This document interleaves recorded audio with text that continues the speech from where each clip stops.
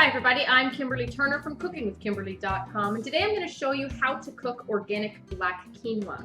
Now, you may have seen my other show for how to cook quinoa, but this is black quinoa. It's a gorgeous color, you can see, and this is actually an organic variety. Now, I've just let this run under cold water for a couple minutes until it runs clear. You want to wash off any of dirt or debris, also any of the saponins that will help keep that sticky. You don't want sticky quinoa, you want quinoa that has a nice fluff to it that can, separate the grains.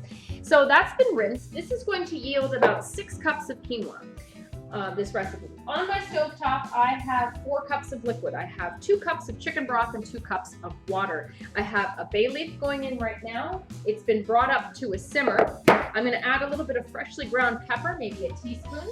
And today I'm going to use this black quinoa for an amazing stuffing. It's a blue cheese, walnut, and organic black quinoa stuffing for some beautiful roasted Napa Valley Bordeaux cherry balsamic rock Cornish game hens. Now the recipes will be at the bottom there. Make sure you check them out if you're interested in using quinoa in a recipe. So in goes my quinoa once it's simmering, and we're going to keep it on a simmer. I'm just going to stir that around.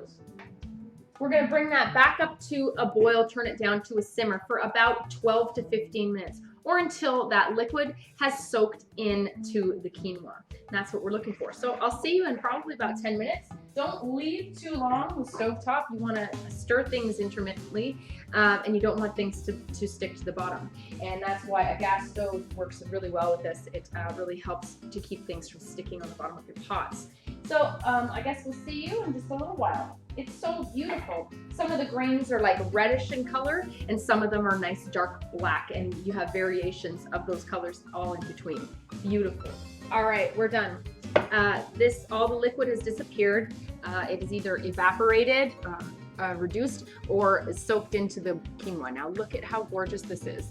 These guys, sometimes they open up a little bit. You get those little white little curlicues in there. It's beautiful. What a gorgeous color. And there's not many foods in the world that are actually black in color.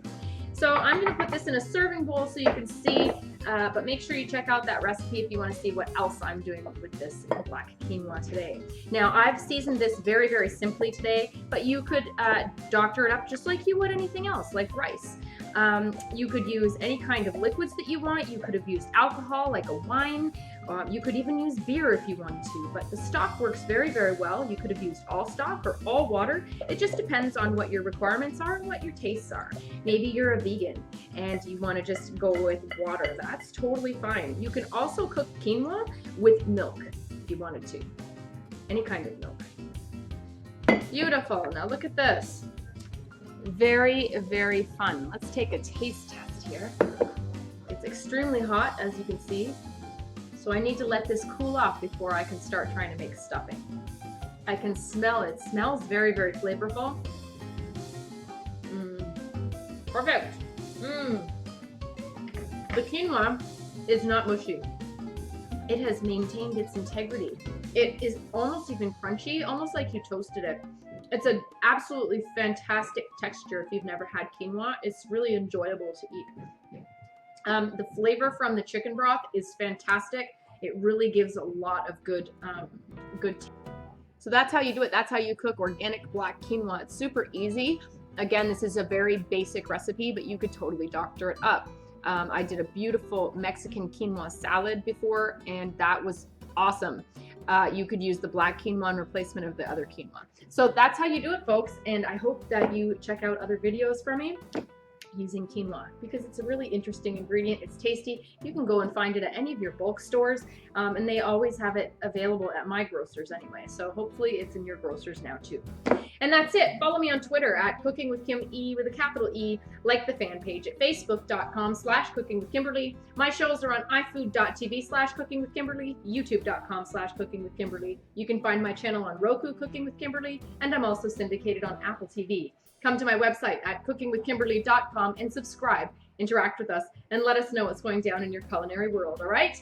Be a champion in your kitchen and eat deliciously. Bye.